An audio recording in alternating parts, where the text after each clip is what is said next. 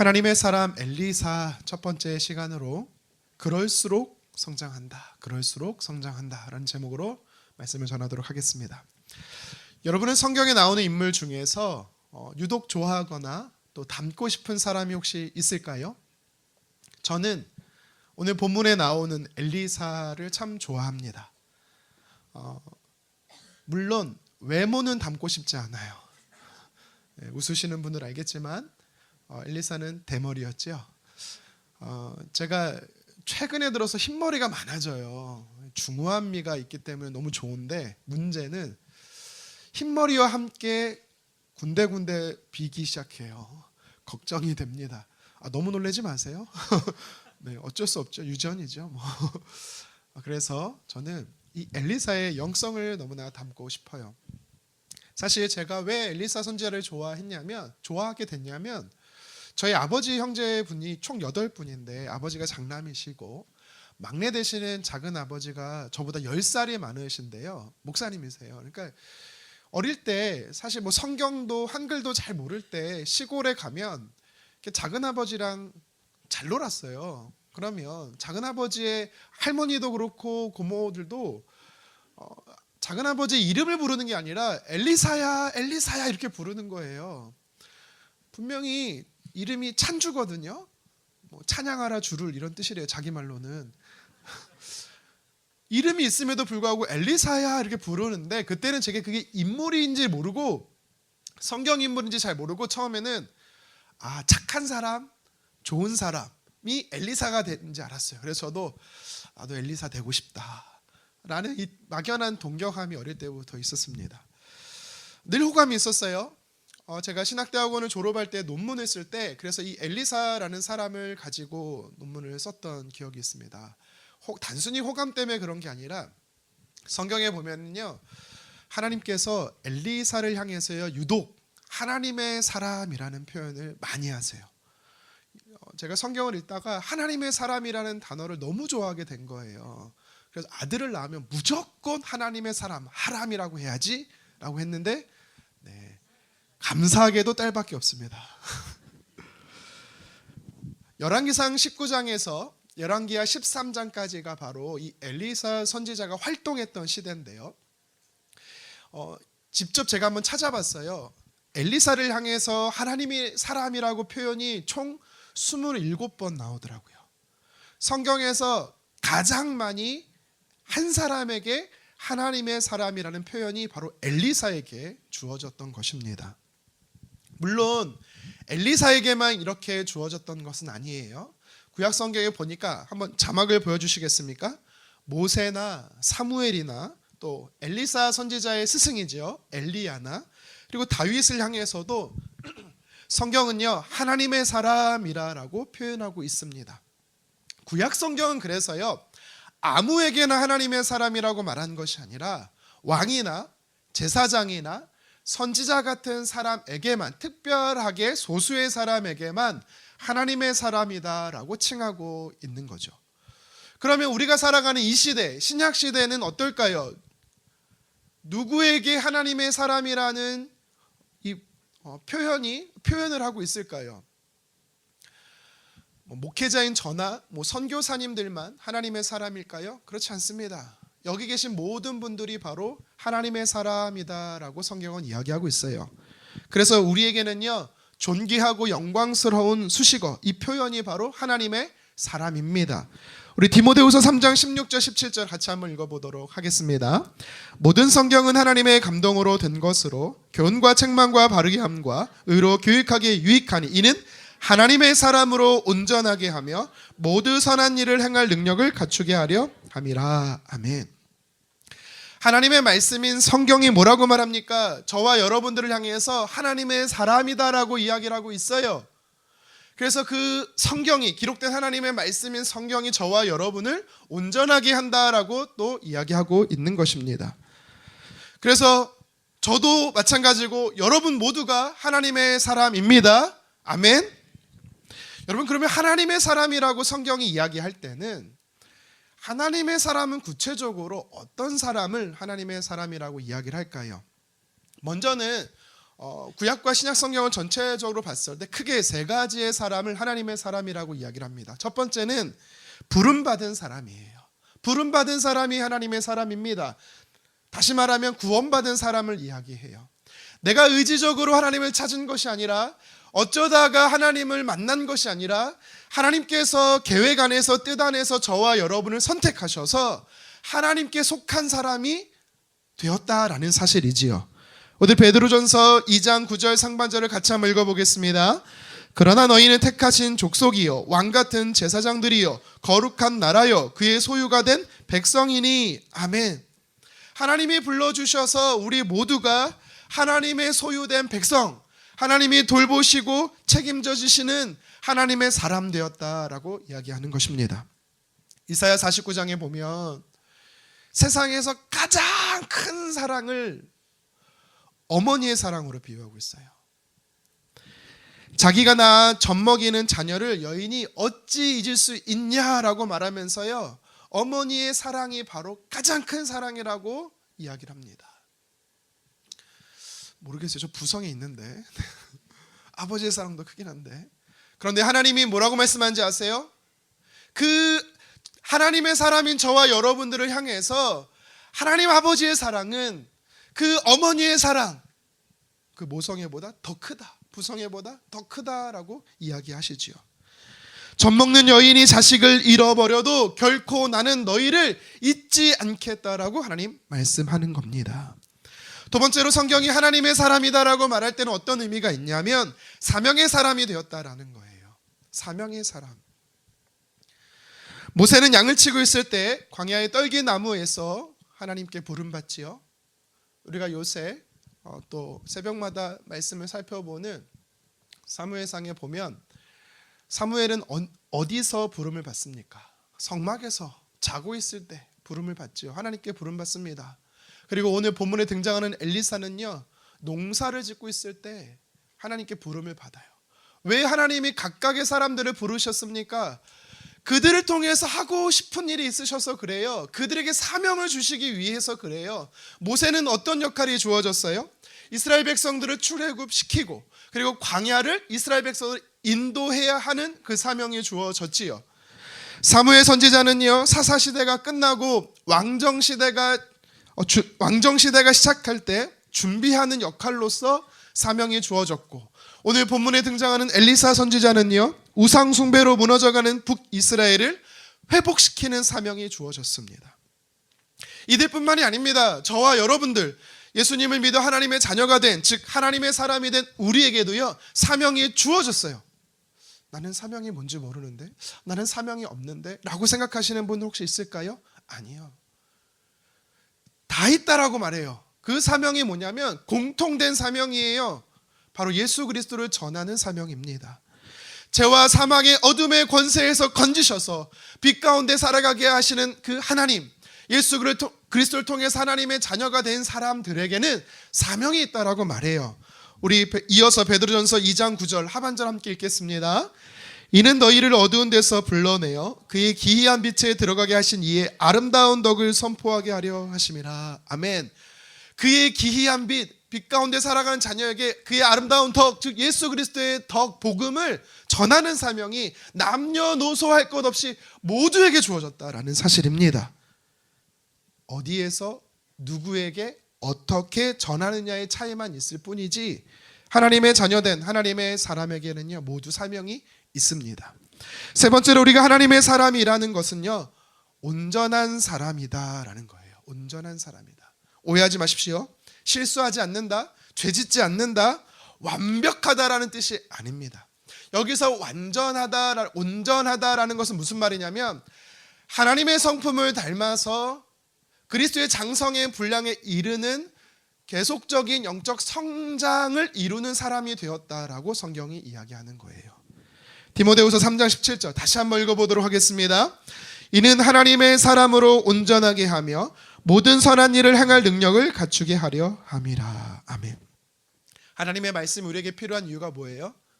우리가 하나님의 사람으로서 하나님께서 말씀을 통해 나에게 하나님의 뜻이 뭔지, 하나님의 마음이 뭔지, 계획이 뭔지, 그래서 어떻게 주님 닮아갈 수 있는지를 성경을 통해서 가르쳐 주신다라는 사실입니다.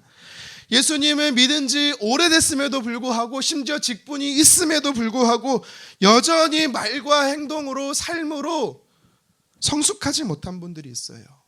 어린아이 같은 신앙이 지닌 분이 있어요. 왜입니까? 하나님의 말씀을 따라 살려고 하지 않기 때문에 그래요.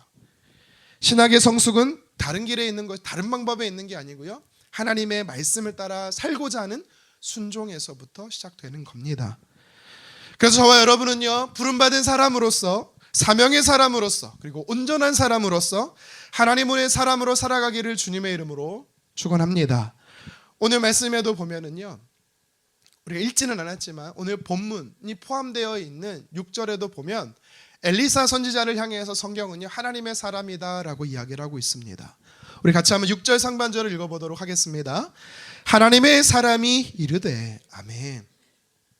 우리가 1절부터 쭉 읽어봐서 알겠지만 하나님의 사람인 엘리사에게 여러 사람들이 질문을 해요. 그리고 답변을 합니다.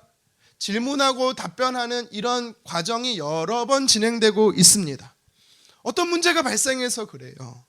무슨 문제가 발생했기 때문에 이렇게 대화를 하고 있었던 걸까요? 일단 기본적으로 여러분 오늘 본문의 구조를 여러분들이 알아야 돼요. 그걸 사파적 구성이라고 이야기를 하는데 무슨 말이냐면 쉽게 말하면 메인 스토리가 진행이 됩니다. 하나의 스토리가 쫙 진행되고 있는데 그 진행되는 흐름 속에서 작은 에피소드가 또 발생한 거예요. 이걸 이제 사파식 구성이라고 말해요. 물론 오늘 본문은 메인 스토리만 이야기할 거고 두 번째로 발생한 스토리는 다음 주에 여러분과 함께 나눌 건데요. 오늘 성경에는 이 엘리사 선지자와 그리고 제자들, 선지자 제자들에게 어떤 일이 발생했다라고 이야기를 합니까? 그들이 거처하는 공간이 협소해졌다라는 거예요. 그러니까 사람이 많아졌다라는 거죠. 우리 1절 하반절 말씀을 같이 한번 읽어보도록 하겠습니다. 우리가 당신과 함께 거주하는 이곳이 우리에게는 좁으니, 아멘. 문제가 하나 발생했어요. 그래서 선지자의 제자들이 선지자에게 찾아와서, 엘리사에게 찾아와서 이렇게 묻는 겁니다. 우리 2절 상반절 함께 읽겠습니다.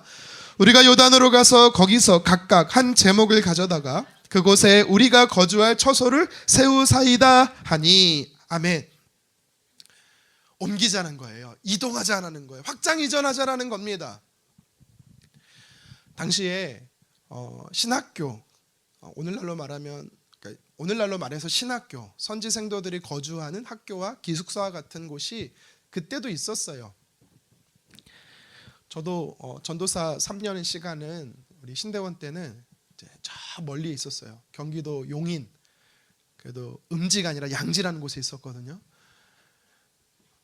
주중에는 이제 학교에서 기숙사에서 살고, 이제 금요일 저녁에 집에 와서 다시 월요일에 학교를 가고, 이거를 3년 동안 반복했어요. 그러면 그 당시에 엘리사 선지자가 활동할 당시에 왜 신학교가 이전을 해야 했을까? 일단 신학교가 어디에 있었을지가 되게 중요한데요. 여러분이 성경을 자세히 읽어보면 한 곳에 있지 않았어요. 여러 군데 있었음을 우리는 알 수가 있습니다. 한번 사진을 보여주시면 빨간색으로 표시된 부분이 이제 모두 당시 북이스라엘에 있었을 것으로 추정되는 신학교들입니다. 사마리아는 어느 곳이냐면 엘리사의 본가, 집이 있던 곳이에요. 그리고 열왕기하 2장에 보니까 베델과 여리고에 선지자의 제자들이 있었다라고 이야기를 합니다. 직접적으로 그곳에 신학교가 있었음을 성경이 이야기하는 거죠. 그리고 또 열왕기하 4장에 보면 엘리사가 길갈이라는 곳에 다시 가서 제자들을 가르쳤다라는 표현이 나와요. 그러니까 또 간접적으로 이곳에서도 신학교가 있었음을 아는 거죠. 그러니까 최소한 4군데 이상을 엘리사 선지자는요 돌아다니면서 말씀을 가르치고 또 선지자 제자들을 양육했음을 우리는 알 수가 있습니다. 이 중에서 아마도 여리고와 길갈에 해당하는 이 캠퍼스 둘 중에 하나에, 정확히 어딘지는 모르겠지만 이 둘 중 하나에서 더 이상 사람을 더 모집할 수가 없어서 공간이 협소하니까, 그래서 확장 이전해야 하는 상황이 벌어졌음을 우리는 알 수가 있는 것입니다. 자, 그렇다면 이 메인 스토리가 우리에게 주는 영적인 메시지가 분명히 있어요. 그것이 무엇일까요? 바로 어려움 속에도 믿음은 자란다라는 겁니다. 불가능한 상황 속에서도, 힘든 상황 속에서도 영적인 성장은 계속해서 일어난다라고 성경 우리에게 이야기하는 것입니다. 여러분, 우리가 읽었던 1절과 2절의 말씀, 본문 1절과 2절의 말씀은 단순히 공간이 적으니 이사 갑시다, 확장 이전합시다, 여러분 이걸로 생각하시면 안 돼요. 이 본문은요, 우리에게 주는 메시지가 뭐냐면 하나님의 사람들이, 목숨 걸고 신앙생활하려고 한 하나님의 사람들이 조금씩 늘어나고 있음을 이야기하는 겁니다. 엘리사 선지자는요, 북이스라엘에서 활동했던 선지자예요. 북이스라엘의 가장 영적으로 타락하고 영적인 침체했던 시대가 언제냐면 바로 엘리사가 활동했을 때라, 그리고 그의 스승이었던 엘리야 선지자가 활동했을 때입니다. 엘리야 선지자가 활동할 때는 북이스라엘의 7번째 왕이었던 아합이 통치하고 있었어요. 아합이 누구랑 결혼합니까? 시돈 왕의 딸 이세벨과 결혼하지요. 이세벨은요, 바알과 아세라를 숭배하는 사람이었습니다. 사실 아합이 이세벨과 결혼하기 전에부터 사실 북이스라엘은요, 영적으로 침체를 겪고 있었어요. 이미 금송아지를 섬겼고요, 산당에서는 여러 이방신들을 섬기는 혼합주의가 팽배했어요. 하지만 이세벨이란 사람이 오기 전까지는, 아직까지는 그래도 국가적인 종교는 여호와 신앙이었어요. 그런데 어떤 일이 벌어지냐면 이세벨이 이제 왔어요. 결혼을 했어요. 아합이 결혼해서 이세벨이 오니까 문제는 이세벨이란 여인이 북이스라엘의 모든 종교로 여호와 신앙을 다 끊어버리고 어떻게 합니까? 바알 신전을 세우고 또 아세라 목상도 세우며 공식적인 국가 종교로 바알을 숭배하겠습니다. 어떻게 합니까? 하나님을 믿는 사람들을 죽이기 시작하는 거예요. 특별히 하나님의 말씀을 가르치는 자를 잡아 죽이기 시작했습니다. 그래서 우리가 잘 아는 것처럼 엘리야 선지자도 어땠어요? 집요하게 이세벨이 죽이려고 하니까 너무 지쳐서 하나님 앞에 기도하잖아요. 하나님, 저를 걷어가 달라고. 그럴 정도로 굉장히 힘들었던 시대입니다. 영적으로 어두웠던 시대예요. 엘리사가 활동했던 시대도 마찬가지입니다. 여러분, 우리가 아까도 제가 잠시 말했지만 엘리사 선지자가 대머리였어요. 열왕기하 2장에 보면 베델의 지역에 어린 소녀들이 대머리야 올라가라, 대머리야 올라가라. 여러분 죄송합니다. 혹시라도 오해하지 마십시오.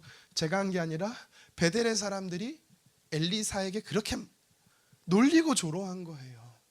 근데 어떤 일이 벌어졌는지 아세요? 놀림을 받으니까, 조롱을 당하니까 엘리사가요, 화가 나요. 어떻게 해요? 저주해요. 저주했더니 숲에서 암곰 2마리가 나와서요, 그 놀리는 사람 중에 42명을 찢어 죽였어요. 여러분, 이거 보면 엘리사 참 못된 사람 아닙니까? 성격도 못됐고 외모도 좀 네, 여기까지. 사실 여러분, 근데 그 얘기가 아니에요. 그런 말이 아니에요. 대머리야 올라가란 말은 뭐냐면, 사실 일단 먼저 어린아이의 단어에는요, 청년이라는 뜻도 있어요. 그러니까 그 베델이라는 지역의 청년들이, 무수히 많은 청년들이 모여서 엘리사를 향해서 뭐라고 말하고 있냐면 대머리야 올라가라는 거예요. 여러분, 우리가 잘 아는 것처럼 엘리사의 스승이었던 엘리야 선지자는 죽음을 보지 않고 어떡하죠? 승천하지요. 올라갔잖아요. 그거를 비꼬아서 이야기하는 겁니다. 너의 스승 엘리야가 사라진 것처럼 엘리사 너도 사라져. 이 동네에서 사라져. 꺼져. 이런 뜻이에요. 베델이라는 곳은요, 아까도 사진에서 봤지만 신학교가 있는 곳이었어요. 믿음의 사람들이 있는 곳이었습니다. 하지만 많은 사람들이 나와서 어떻게 합니까? 믿음의 사람들을 박해하기 시작하는 거예요. 쫓아내기 시작하는 거예요. 핍박하기 시작했다라는 겁니다. 그래서요, 엘리사 선지자가 어떻게 합니까? 사도의 선지자의 권위로 저주한 게 아니라 하나님의 이름으로 저주했다라고 말해요. 이건 무슨 말이냐면 하나님께 이 상황을 맡겼다라는 거예요. 하나님 어떻게 해야 됩니까? 이 상황을 주님 도와주십시오. 하나님께서 책임져 주십시오. 하나님 이 상황을 심판해 주십시오 라고 하나님께 맡겼다라는 거예요. 그랬더니 하나님이 그 일을 행하신 거예요.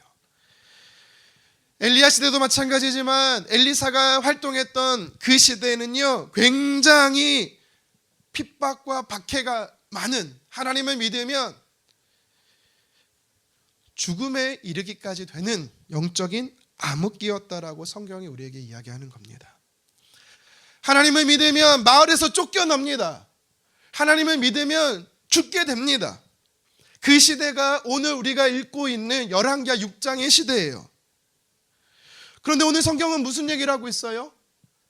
하나님의 말씀을 따르고자, 하나님의 말씀을 배우고자, 목숨 걸고 주님을 섬기고자 하는 사람들이 늘어나기 시작했다는 겁니다.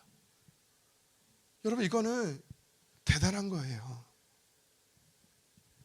도저히 현실적으로 암울하고 침울하고 영적 어둠의 시대인데 하나님은요, 영적 부흥을 그곳에 그들에게 허락하고 계셨다라는 사실입니다. 여러분, 지금도 북한에 가면 체제에 반한다라고 해서 예수님 믿는 것을 엄격히 금하고 있잖아요. 우리가 탈북한 성도님들의 간증을 통해서 우리가 잘 알고 있습니다. 성경만 소유해도 어떻게 됩니까?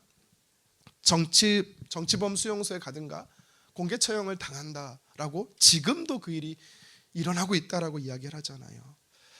북한 선교에 힘쓰고 있는 한 선교단체 오픈도어 선교회가 말하기를요, 비공식이긴 하나 지금도 지하교회 성도, 북한에는 지하교회 성도들이 30만에서 50만 명이 된다라고 이야기합니다.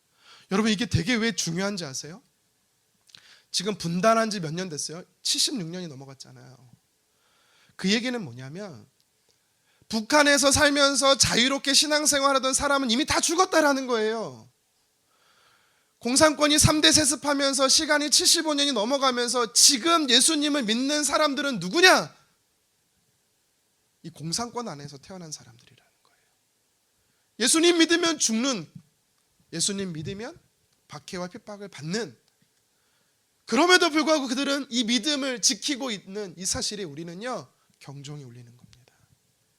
우리는 말하죠, 환경이 좋아지면, 조건이 좋아지면 신앙생활을 잘할 수 있을 텐데, 하지만요, 여러분, 역사는 아니라고 이야기를 해요. 유럽의 교회도 마찬가지고요, 미국의 교회도 마찬가지입니다. 제가요, 이 교회사를 공부하면서요, 3가지의 공통점을 발견했어요. 교회는 언제 침체하는가, 교회는 왜 타락하는가, 3가지가 나오더라고요. 뭐냐면 세속화, 말씀의 부재, 형식주의 신앙입니다. 근데 안타까운 사실이 뭔지 아세요? 세속화와 말씀의 부재와 형식주의가요, 지금 우리에게, 지금 우리 교회에, 한국 교회에 있다는 사실입니다. 여러분, 세속화가 뭡니까? 하나님보다 세상을 더 좋아하는 거예요. 하나님보다 세상을 더 사랑하는 겁니다. 빛과 소금으로 세상을 변화시켜야 됨에도 불구하고 세상의 기준이 교회 안으로 들어와 버린 거예요. 물질과 성공과 인기와 권력이 삶의 중요한 목표가 돼버린 것, 세속화예요. 여러분, 어떻습니까? 율법을 잘 지키던 한 청년이 예수님께 나와 물었어요. 어떻게 해야 영생을 얻습니까? 예수님이 그 청년에게 뭐라고 말해요? 내가 가지고 있는 재물을 다 팔아서 가난한 사람에게 다 나눠줘라. 그리고 나를 따르라라고 이야기합니다. 사실 예수님은요, 자기를 따르려고 했던 많은 사람들이 있었을 때 이렇게 말하지 않았어요. 근데 앞에 유독 이 청년에게는, 부자 청년에게는 재물을 다 팔라라고 이야기를 했을까요? 여기 재물 다 팔라고 하면 앉아 계실 분 몇 분 될까요? 일단 저는 앉아 있을 겁니다. 재물이 없기 때문에. 왜 그렇게 말씀하신지 아세요? 예수님이 그 청년의 마음을 보신 거예요. 그 청년의 마음은요, 그 청년의 중심에는요, 하나님 사랑하는 것보다 물질 사랑하는 것이 우상이 되어서 더 컸다라는 거예요. 예수님께서 그를 팔라라는 것은 무슨 뜻이냐면 하나님을 더 사랑해야만 나를 따를 수 있다라는 거, 나를 따를 수 있다라고 이야기하신 거예요. 여러분, 어떠십니까? 하나님 더 사랑하기 원합니다. 아멘이 적을 줄 알았어요. 세상보다 하나님 더 사랑하면 물질을 못 벌 것 같고 물질 사라질 것 같아서 그렇습니까? 성경 좀 똑똑히 보세요. 먼저 그 나라와 의를 구하면 이 모든 것을 더 주신다 그랬어요. 2달란트, 5달란트 받은 자를 보십시오. 그것도 물론 많은 양이었는데 그들이 남긴 것 더 주셨어요. 하나님은 무엇을 원하시냐면 하나님 더 사랑하길 원하시는 거예요. 그러면 충성되어 섬기는 자에게 물질을 넘어서서요 더 많은 것으로 맡기시는 분이 우리 하나님이세요. 하나님을 너무 째째하게 보지 마세요. 말씀의 부재, 상실에 대해서요 아모스 선지자가 이렇게 예언했습니다. 우리 같이 함께 아모스 8장 11절 하반절 읽겠습니다. 양식이 없어 주림이 아니며 물이 없어 가람이 아니요 여호와의 말씀을 듣지 못한 기갈이라. 아멘. 우리의 문제가 뭐래요? 진짜 무서운 기근은요 양식과 먹을 물이 없는 육체의 기근이 아니래요. 결핍이 아니래요. 하나님의 말씀을 듣지 못하는 영적 결핍, 영적 기근이라고 이야기를 합니다. 중세시대 기독교가 왜 타락했습니까? 종교개혁이 왜 일어났어요? 물론 사제들과 교회가 돈을 너무 밝혔어. 그것도 문제입니다. 우리 교회 목사님 돈 안 밝혀요. 훌륭한 분이에요. 사실은요 말씀이 사라졌기 때문에 그렇습니다. 말씀이 부재했어요. 1517년에 하나님께서 종교개혁을 허락하실 때 종교개혁자들이 주장하던 몇 가지 표어가 있는데 가장 첫 번째 구호가 뭔지 아세요? 오직 성경으로 돌아가자. 오직 하나님의 말씀으로 돌아가자. 솔라 스크립추라를 외쳤어요. 교회 안에 하나님의 말씀, 즉 하나님의 음성, 성경이 사라지고 사람의 말이 난무해지기 시작하잖아요. 하나님의 말씀을 가지고 결정하고 선택하지 않고 사람의 소견으로 결정하기 시작하잖아요. 그러면 교회는 침체하기 시작합니다. 타락하기 시작하는 거예요. 예수님께서 우리에게 뭐라고 말씀하셨습니까? 하나님의 입으로 나오는 말씀으로 살아야 한다라고 이야기하셨어요. 세 번째, 껍데기 남은 형식주의를 우리가 경계해야 돼요. 형식은 중요한 겁니다. 하지만 형식주의가 문제예요. 다른 말로 하면 경건의 능력이 없이 경건의 모양만, 신용만 내는 것을 경계하라라고 이야기하는 거죠. 예배드리는 행위는 있습니다. 하지만 그 예배하는 그 사람 내면에 하나님을 사랑하는 마음이 없어요. 중심에 하나님을 바라보지 않는다라면 그거는 껍데기 신앙이에요. 예수님 시대에 바리새인과 다를 바 없다라고 말합니다. 그러면서 예수님이 이런 사람들을 향해 이렇게 이야기하지요. 마태복음 15장 8절 함께 읽겠습니다. 이 백성이 입술로는 나를 공경하되 마음은 내게서 멀도다. 아멘. 엘리사 선지자가 활동할 당시 북이스라엘 백성들이 그랬다라는 겁니다. 하나님의 백성들이, 하나님의 사람들이 풍요를 더 바랬어요. 하나님 사랑하는 것보다 비와 바람과 번영의 신들을 더 사랑했어요. 온갖 이방 종교에 심취했고 하나님의 말씀을 전하는 선지자들을 죽였기 때문에 하나님의 말씀이 들려지지 않았습니다. 말씀에 부재했지요. 제사는 있었지만 다양한 이방신과 함께 섬기는 종교적인 형식, 혼합주의만 남았던 거죠. 껍데기만 있었어요. 그렇다면 지금 나는 성도로서 어떻습니까? 공동체로서 우리 교회는 어떻습니까? 영적 침체, 신앙의 약화, 하나님과 멀어지고 있지는 않습니까? 한번 여러분 스스로 점검해 보십시오. 오늘 본문에 보면 세속화, 말씀의 부재, 형식주의에 빠져있던 북이스라엘 시대였음에도 불구하고 하나님의 말씀을 배우고자, 하나님의 말씀을 따르고자 하는 사람들이 더 늘어나고 있다라고 이야기합니다. 어떻게 이런 일이 가능할까요? 당시에는 하나님을 믿으면 그 마을에서 쫓겨났어요. 하나님을 믿는다라고 하면 죽을 수도 있었습니다. 그런데도 불구하고 성경은 뭐라고 말합니까? 목숨 걸고 하나님을 섬기고 하나님 말씀대로 살고자 하는 사람들이 늘어나서 그들을 수용할 수 있는 장소가 없어서 확장 이전해야 한다라고 성경이 이야기하고 있는 거죠. 저는 이거를 보면 묵상하면서요, 와, 기적이다라고 생각이 듭니다. 도대체 이 선지자의 제자들에게는 어떤 특별함이 있었기 때문에 이런 일들이 일어났을까요? 오늘 성경은 우리에게 몇 가지를 이야기하고 있어요. 그 이유에 대해서 몇 가지 이야기합니다. 첫 번째가 뭐냐면 그들은 하나님께 늘 묻는 사람들이었습니다. 하나님께 늘 묻는 자들이었어요. 신앙을 지키기가 어렵고 힘들고 핍박과 박해 속에서 우상 숭배가 만연하고 영적 침체에 빠져있는 시대였음에도 불구하고 하나님의 사람은, 영적으로 성장하는 사람은 어떻다고요? 늘 하나님 앞에 묻는다고 성경은 이야기합니다. 오늘 본문 선지자의 제자들, 선지생도들에게 문제가 발생했죠. 그들이 머무는 공간이 협소했다라고 말해요. 1절 하반절에 있는 이 협소하다라는 단어를 보니까요, 좁다라는 의미도 있지만 압박하다라는 의미가 있어요. 무슨 말이냐면 그들이 참고 견디고 인내했지만 이제는 도저히 공간적으로 감당할 수 없는 상태가 됐음을 이야기하는 겁니다. 그래서 제자들 가운데 몇 사람들이 엘리사에게 찾아갔어요. 그래서 이렇게 묻는 겁니다. 우리 함께 2절 상반절 다시 한번 읽겠습니다. 우리가 요단으로 가서 거기서 각각 한 제목을 가져다가 그곳에 우리가 거주할 처소를 세우사이다 하니 아멘. 세우사이다, 이게 무슨 말이에요? 물었다라는 거예요. 물었다라는 겁니다. 어떻게 쓰면 좋겠습니까? 물었다라는 거예요. 선지자에게 묻는다라는 거는요, 하나님께 묻는다라는 의미입니다. 선지생도들은 우리가 이렇게 할 테니까 알고만 계세요, 통보하지 않았습니다. 우리가 결정했으니 하나님 무조건 도와주시기만 하면 됩니다, 하나님을 수단으로 사용하지 않았어요. 먼저 하나님의 뜻을 구했어요. 선지자의 제자들이 묻자 엘리사가 뭐라고 대답하죠? 우리 2절 하반절 이어서 읽겠습니다. 엘리사가 이르되 가라 하는지라. 아멘.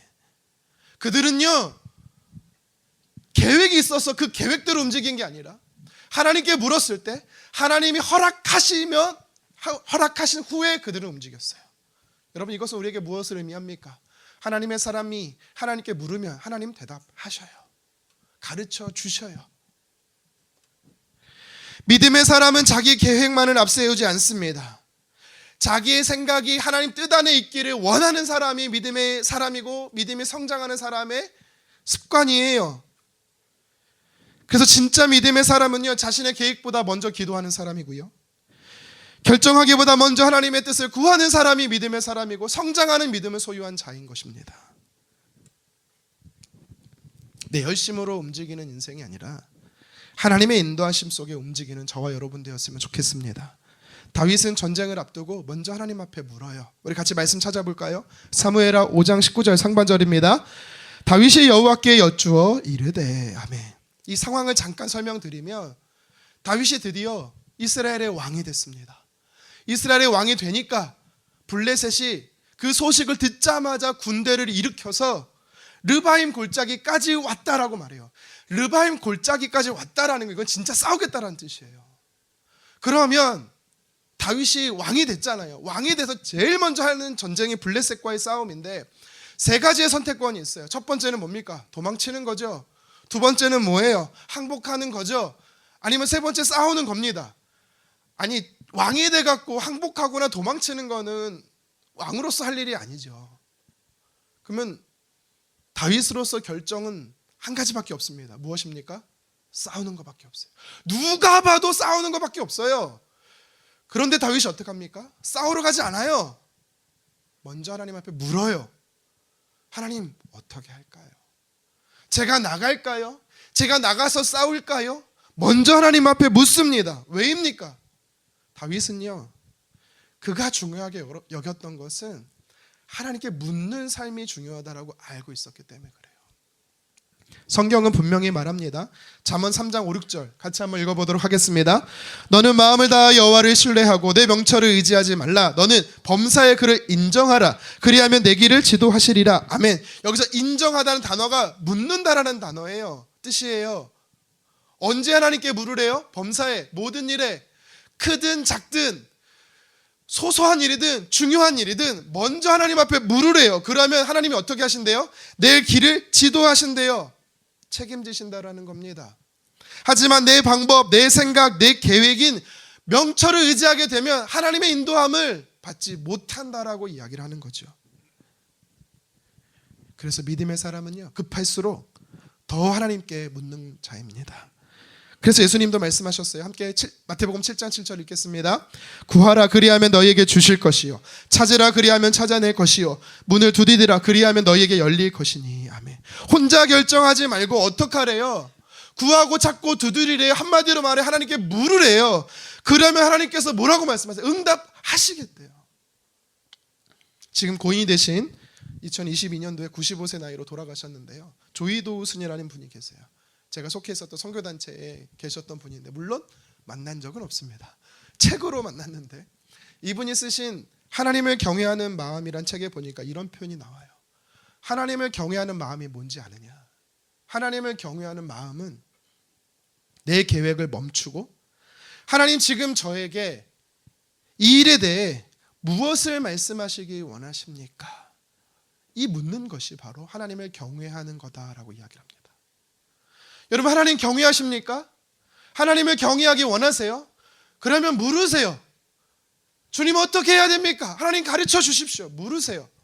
자녀의 문제가 되었든 건강의 문제가 되었든 아니면 노후의 문제가 되었든 물질의 문제가 되었든 관계 문제가 되었든 하나님께 물으십시오. 그게 바로 하나님을 경외하는 거고 하나님의 사람으로서 해야 할 믿음의 행동인 것입니다. 간절히 소망합니다. 저와 여러분이 하나님께 묻는 거룩한 습관이 있기를 주님의 이름으로 축원합니다. 성경은 오늘 한 가지 더 이야기를 해요. 영적 침체 속에서, 영적 어두움 속에서, 영적 타락한 시대 속에서 하나님을 믿으면 죽기도 하고 쫓겨나기도 하고 핍박받는 상황 속에서 어떻게 믿음의 사람들이 많아지고 있느냐, 신앙이 성장하고 믿음이 자라고 있느냐, 두 번째 이유를 이야기를 해요. 무엇이냐면 그들은 늘 하나님과 동행했다라고 이야기를 합니다. 우리가 하나님과 동행하기 시작할 때 우리는 믿음이 자라게 돼요. 엘리사에게 나와서 물었던 사람 중에 하나가 또 이렇게 엘리사에게 요청을 합니다. 우리 3절 상반절인데요. 같이 한번 읽겠습니다. 그 하나가 이르되 청하건대 당신도 종들과 함께 하소서 하니. 아멘. 무슨 말이에요? 우리와 함께 요단강으로 가자라고 초청한 거예요. 이 초청에 엘리사는요 함께 가기로 결정하지요. 여러분 이 사실을 통해 우리가 무엇을 알 수 있냐면 당시 선지자의 제자들, 선지생도들은요 늘 하나님과 동행하는 것을 습관화했음을 우리는 알 수가 있는 겁니다. 신앙은 단순히 예배 한번 드린다라고 잘하는 게 아니에요. 말씀을 아는 것으로 신앙이 깊어지는 게 아닙니다. 매일 하나님과 내가 함께 걷는 삶, 하나님과 동행하는 영적인 습관이 있을 때 성장하는 거예요. 세상은 끊임없이 저와 여러분을 하나님에게서 멀어지게 만들어요. 분주한 일상으로, 아니면 세상의 염려와 걱정과 근심 때문에 우리의 믿음의 시선이 하나님께 향하지 못하고 문제에 갇히게 만듭니다. 여러분 근데 이것이 반복되잖아요. 그러면 어떤 일이 일어나냐면 어느 순간 하나님 없이도 살아가는 삶에 내가 익숙해져 버려요. 기도하지 않아도 하루가 지나가고 말씀 없이도 한 주가 흘러갑니다. 근데 여러분 이런 하나님 없는 익숙함은요 우리의 신앙을 갉아먹습니다. 영적으로 병들게 해요. 주님은 임마누엘로 세상 끝날까지 나와 우리와 항상 함께 하시겠다라고 약속하셨습니다. 그래서 선지자의 제자들은 뭐라고 말합니까? 우리끼리 갈게요. 아니요, 함께 가주세요, 동행해 주세요 라고 초청했던 거예요. 신앙생활에서 중요한 것은요 나는 오늘과 하나님과 함께 걷는가, 하나님과 동행하는가입니다. 나무를 베고 처소로 짓는 일은 거룩한 일이 아니에요. 고상한 종교의식이 아니에요. 땀 흘리고 냄새나는 일입니다. 무슨 말이냐면 우리의 일상의 현실과 현장을 이야기하는 거예요. 그러니까 지금 선지자의 제자들이 엘리사를 어디로 초청하고 있습니까? 일상의 삶으로 초청하는 거예요. 다시 말해 하나님을 내가 살아가는 가정으로 초청하는 거고, 내가 일하는 삶의 직장으로 초청하는 거고, 내가 많은 시간을 보내는 삶의 현장에서 주님과 동행했다라는 것을 이야기하는 겁니다. 여러분의 모습은 어떻습니까? 이 시간에 예배할 때는 하나님을 간절히 찾지요. 그런데 예배가 끝나고 문을 박차고 나가면 어떻습니까? 하나님 다음 주에 봬요. 이곳에서만 하나님을 가두고 내가 가장 많이 보내는 가정에서나 일터에서는 하나님을 동행하지 않는 게 저와 여러분 아닙니까? 까맣게 잊어버린 채 내 힘으로 헉헉대며 살아가고 계시지 않으세요? 제발 무거운 짐을 지고 홀로 걷지 마십시오. 여러분의 삶에 좁고 협소한 삶의 자리에 하나님을 모십시오. 매일 땀 흘려 나무를 베야 하는 힘든 일이지만, 힘든 현장이지만 그곳에 주님 저와 함께 해주세요라고 초청하십시오. 평범한 일상이든 남루한 현장이든 치열하게 살아가는 현장이든 하나님은 동행해 주십니다. 출애굽기에 보면 하나님께서 모세에게 이렇게 말해요. 나 너희와 같이 안 가. 너희끼리 가. 무슨 말이냐면 시내산에서 금송아지 우상 숭배로 인해서 하나님이 진노하셨어요.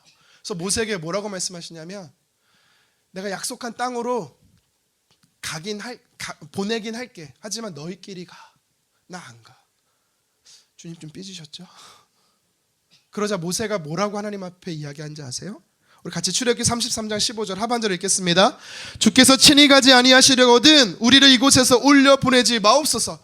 주님이 안 가시면 저는 절대 안 갑니다. 아니요, 우리는 절대 움직이지 않겠습니다라고 이야기하는 거예요. 무슨 말이에요? 주님 함께 가주세요. 제발 함께 가주세요. 동행해 주세요. 왜입니까? 하나님 없는 삶은 저주임을 그가 알았어요. 특히 광야의 여정은 절대 하나님 없이는 살 수 없음을 철저하게 모세는 알았어요. 여러분, 우리의 인생은 광야길이에요. 하나님이 꼭 필요해요. 선한 목자 되신 하나님이 반드시 우리와 함께 해주셔야 하는 겁니다. 그래서 어디로 가느냐보다 누구와 함께 가느냐가, 빨리 가는 것보다 주님과 동행하는 것이 정말 중요한 거예요. 내 삶에 복되시고 힘되시고 길되시는 하나님과 우리가 동행할 때 하나님이 주시는 참 평안을 우리가 누리게 되는 것입니다. 그래서 여러분들 거룩한 습관을 가졌으면 좋겠어요. 아침에 일어날 때마다 주님 오늘 나와 함께 해주십시오. 하나님을 초청하십시오.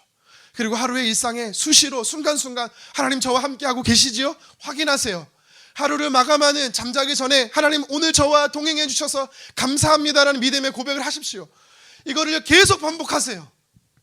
그러면 동행하시는 하나님의 은혜가 저와 여러분의 삶 안에 가득할 거예요. 그리고 나도 모르게 우리 믿음이 자라기 시작할 겁니다. 말씀을 정리하겠습니다. 오늘 우리가 살아가는 시대는요, 엘리사 선지자가 활동했던 북이스라엘 시대와 다르지 않아요. 닮은 모습들이 많아요. 한번 스스로를 보세요. 하나님께 예배드리지만 많은 경우 형식적인 모습뿐 아닙니까? 하나님을 예배하긴 하지만 내가 전심으로 하나님을 사랑하고 갈망하십니까? 아니면 식어져 있지 않아요? 매일매일 삶에 하나님 없이도 잘 살고 있다고 생각하지 않으세요? 주님 사랑한다라고 말하면서 주님보다 더 사랑하는 것 있지 않으세요? 우리가 살아가는 지금은 어쩌보면 북이스라엘 당시보다 더 좋아요. 편해요. 왜요? 그때는 하나님 믿으면 죽을 수 있었어요. 마치 북한처럼 하나님을 믿으면 말에서 쫓겨납니다. 위협과 박해가 늘 도사리는 시대였어요. 당시에는. 하지만 지금은 어떻습니까? 아무도 신앙에서 제재하는 사람이 없어요. 근데 여러분 그거 아십니까? 이게 더 위험한 사실이에요. 내 마음대로 신앙생활하고 내가 원하는 대로 신앙생활하고 필요하면 그때 나와서 예배하고, 이게 뭡니까? 이게 진짜 신앙생활입니까? 아닙니다. 나도 모르게 영적 긴장감이 잃어버려요. 느슨한 신앙에 빠져버려요. 여러분 경계해야 돼요. 오늘 본문에 보면 믿음에 대한 핍박과 박해 속에서도 하나님을 향한 믿음이 자라는, 신앙 성장하는 사람들이 있었다라고 이야기를 합니다. 여기서 우리는 도전을 받아야 돼요. 우리가 어떻게 이들처럼 하나님을 더 뜨겁게 사랑하고 우리의 믿음이 성장할 수 있을까요? 그럼에도 불구하고 주님 더 사랑할 수 있을까요? 오늘 성경은 두 가지로 우리에게 이야기합니다. 첫 번째는요, 하나님께 묻는 거룩한 습관을 지니라는 것입니다. 우리가 하나님께 묻는 삶이 일상이 되어야 합니다. 세상은 너의 마음대로 살라라고 이야기하지만 아니요, 하나님의 사람은요, 하나님께 부름받은 사람, 사명의 사람, 그런 사람들은요 하나님께 물어야 되는 거예요. 한 걸음 내딛기 전에 하나님 제가 어떻게 해야 합니까? 이 길이 하나님이 인도하시는 길이 맞습니까? 물어야 되는 것입니다. 물을 때 하나님 반드시 인도해 주실 것입니다. 오늘 성경은 두 번째로 우리에게 이야기를 합니다. 하나님과 동행하라라는 겁니다. 신앙의 성장과 영적인 자람은요, 하나님과 동행할 때 시작이 되는 거예요. 특별한 순간에만, 주일에만이 아니고요, 매일매일, 특별히 여러분이 가장 많은 시간을 보내는 그 삶의 현장에서, 땀 흘리는, 수고하는 그 현장에서 하나님과 동행해야 되는 것입니다. 그럴 때 우리가 세상에서 흔들리지 않고 도리어 고난 같은 현실 속에서 하나님을 더 깊이 경험하며 믿음으로 세워져 갈 수 있는 거예요. 그래서 하나님께 묻는 삶으로, 하나님과 동행하는 삶으로 저와 여러분들이 믿음이 자라고 성숙하는 하나님의 사람 되기를 주님의 이름으로 축원합니다.